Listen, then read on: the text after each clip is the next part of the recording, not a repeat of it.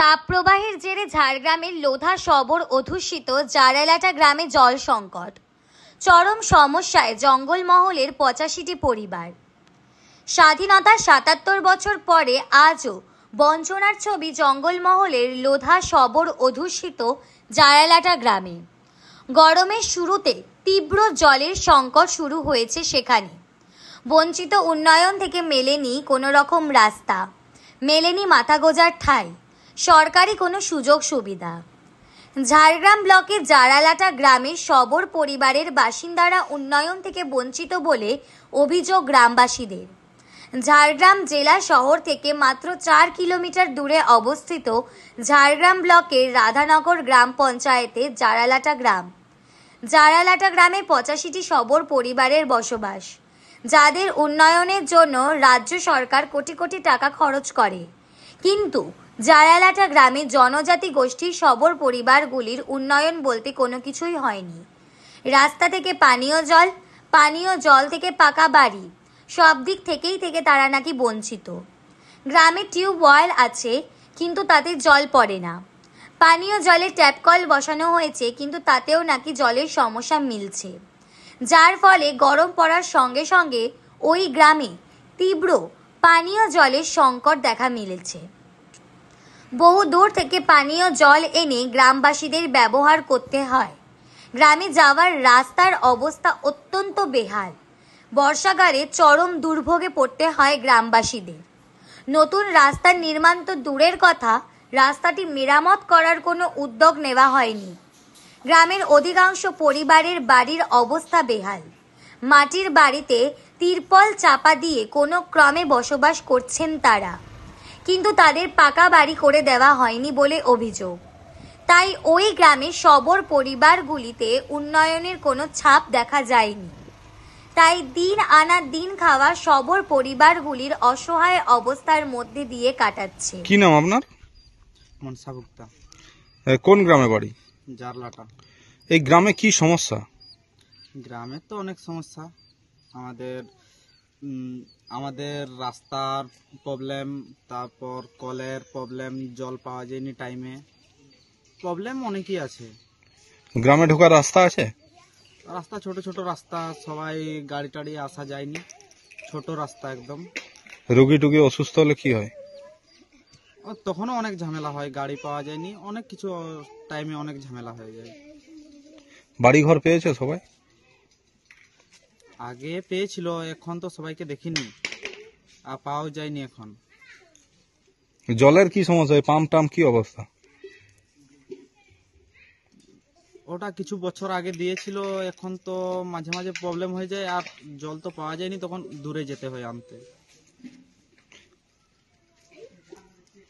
Vote দেন আপনারা? হ্যাঁ, vote দিই। তাহলে এলাকায় জনপ্রতিনিধি আসে? আসে, অনেক কিছু দেখা যায়, কিন্তু কিছু তো পাওয়া যায়নি। অনেক কিছু বলে যায়, কিন্তু পাওয়া যায়নি তো কিছু।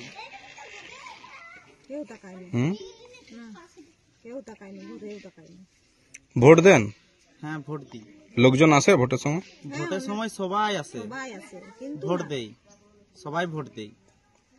কি বলে এসে? ভোট দিবার আগে তো সবাই এসে বলে এটা দেবো ওটা দেবো, তারপরে ভোট পেরিয়ে গেলে তারপর কিছু পাইনি। কি নাম তোমার? মনসা গুপ্তা। স্বপ্নরানের কাছে যে পাম্পটি ছিল সবর পাড়াতে, সেই পাম্পটি দীর্ঘদিন ধরে খারাপ হয়ে আছে, ওটা নিয়ে কি বলবেন?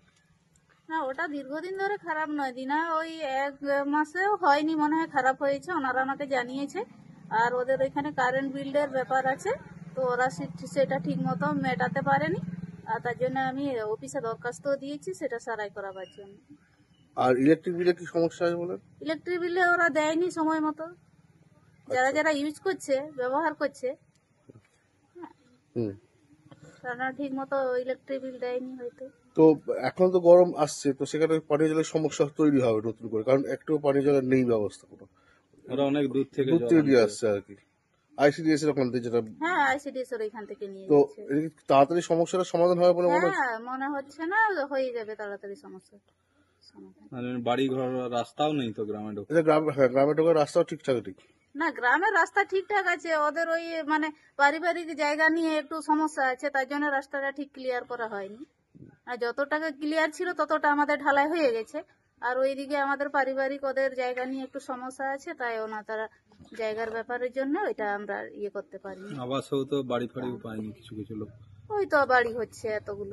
এগুলো বাড়িতে তো আপনার বহু পুরনো বাড়ি, মানে নতুন কোনো হ্যাঁ, নতুন অনেক লিস্টে নাম এসছে। আমাদের এইখানে প্রায় 37টা থেকে 38টা মতন বাড়ি এসছে। কয়েকগুলো আরম্ভ হয়েছে, তারপরে কিস্তি হিসাবে ছাড়বে, এইগুলো শেষ হবে, আবার যে যেমন সিরিয়াল অনুযায়ী নাম আছে সেইভাবে ছাড়া হবে।